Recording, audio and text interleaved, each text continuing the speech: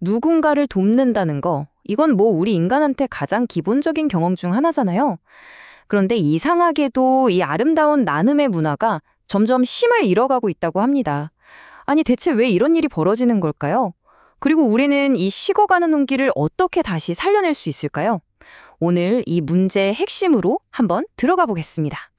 여행이 주는 기쁨은 1년, 연인이 주는 기쁨은 3년이지만 나눔이 주는 기쁨은 평생 간다. 이 말이 참 와닿지 않으세요? 나눔이라는 건 우리에게 그냥 순간의 만족이 아니라 정말 깊고 오래가는 행복을 주거든요. 바로 이게 오늘 우리가 나눔에 대해 이야기해야 하는 이유입니다. 자, 그럼 첫 번째 이야기부터 한번 시작해 볼까요? 바로 나눔의 심장에 대한 이야기입니다. 우리는 왜 이렇게 본능적으로 나누도록 만들어졌는지 그 심리적이고 철학적인 뿌리를 한번 파헤쳐 보겠습니다. 옛날 철학자 맹자가 측은지심이야말로 모든 선함의 출발점이라고 했죠. 한번 상상해 보세요. 어떤 아이가 우물에 빠지려고 해요. 그럼 누구라도 정말 반사적으로 구하려고 달려들 거잖아요. 바로 그 마음, 타인의 고통을 차마 외면하지 못하는 그 마음이 바로 우리 본성 깊숙이 새겨진 나눔의 DNA인 겁니다. 자, 이 그래프 좀 보세요. 진짜 흥미로운데요. 사람들이 기부하는 가장 큰 이유? 무려 41%가 뭔지 아세요? 바로 그냥 돕고 싶어서래요.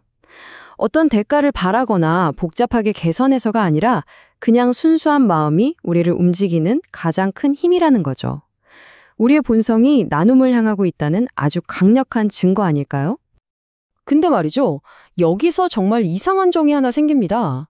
이렇게나 자연스러운 본능인데 왜 현실에서는 기부 문화가 자꾸만 위축되는 걸까요? 두 번째 파트에서는 이 차가운 현실을 한번 제대로 마주해 보겠습니다. 여기 아주 대조적인 두 이야기가 있습니다. 한쪽에는 영원한 생명을 준데도 자기 재산을 나누지 못했던 부자가 있고요. 다른 한쪽에는 평생 받기만 하다가 아주 작은 나눔을 통해서 주는 기쁨을 깨달은 거지들이 있었죠.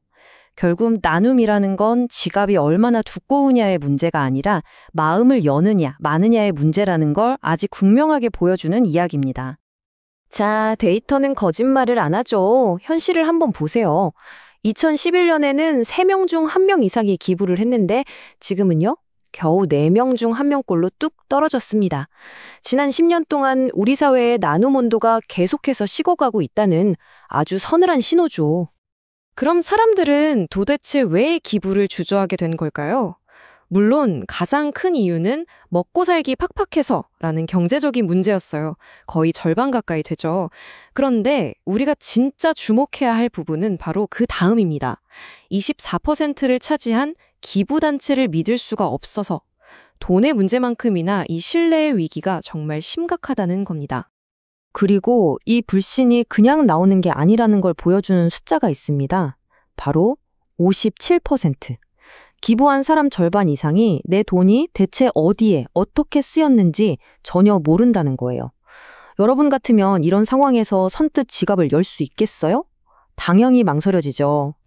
바로 이 신뢰의 위기 때문에 이제 개인의 선한 마음에만 기댈 수는 없게 된 겁니다. 그래서 우리는 이제 판을 바꿀 수 있는 가장 큰 플레이어, 바로 기업의 역할에 주목해야 합니다.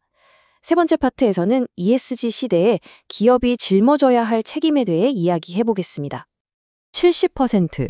이 숫자가 뭘 의미하는지 아시나요? 우리나라 전체 기부금 중에서 기업이 내는 돈의 비중입니다. 어마어마하죠. 그러니까 사실상 기부 문화의 미래는 기업의 손에 달려있다고 해도 과언이 아닌 거예요. 그러니까 이제 기업의 기부는요, 그냥 연말에 불우이웃 돕기 하는 그런 차원이 아니에요. 이건 환경, 사회, 지배구조를 생각하는 ESG 경영의 핵심이고요. 똑똑한 소비자와 투자자, 그리고 최고의 인재들한테 우리 이런 회사다라고 증명해야 하는 생존 전략이 된 거죠. 빌 게이츠가 이런 말을 했죠. 21세기 창조적 자본주의의 핵심은 사회적 환원과 나눔 경영이다. 이게 무슨 뜻이겠어요? 사회에 기여하고 그 가치를 제대로 보여주지 못하는 기업은 이제 더 이상 살아남을 수 없다. 이 새로운 시대의 규칙을 정확히 꿰뚫어 본 겁니다. 자, 그럼 이제 가장 중요한 질문이 남았죠? 이 차갑게 식어버린 나눔의 온기를 어떻게 다시 뜨겁게 만들 수 있을까요? 마지막 파트에서는 아주 구체적인 3가지 방법을 제안해 드릴게요. 아주 간단하면서도 굉장히 강력한 3가지 원칙입니다. 첫째, 널리 알려라. 둘째, 투명하게 공개해라. 그리고 셋째, 동기를 따지지 마라. 자, 하나씩 한번 뜯어볼까요? 첫 번째 원칙, 널리 알려라. 보통 오른손이 한 일을 왼손이 모르게 하라고 하잖아요. 근데 이제는 반대로 오른손이 하는 일을 왼손도 알게 하라는 겁니다. 왜냐? 알려진 선행은요, 그 자체로 다른 사람들에게 나도 한번 해볼까? 하는 강력한 동기부여가 되거든요. 칭찬은 고래도 춤추게 한다잖아요. 보이는 기부가 결국 더 큰 기부를 낳는 겁니다. 두 번째 원칙은 투명성입니다. 이건 가슴이 한 일을 머리가 알게 하라는 건데요. 아까 봤던 그 57%라는 불신의 벽, 이걸 무너뜨릴 유일한 방법입니다.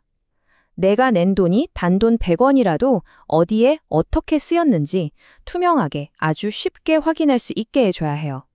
그래야만 무너진 신뢰를 다시 쌓을 수 있습니다. 자, 그리고 마지막 3번째.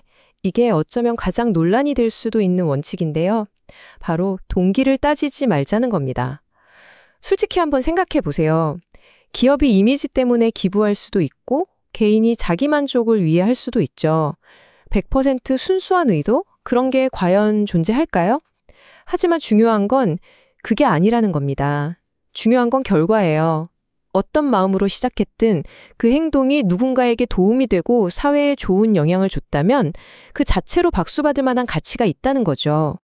오늘 이야기를 마무리하면서 여러분께 이런 질문을 한번 던져보고 싶네요.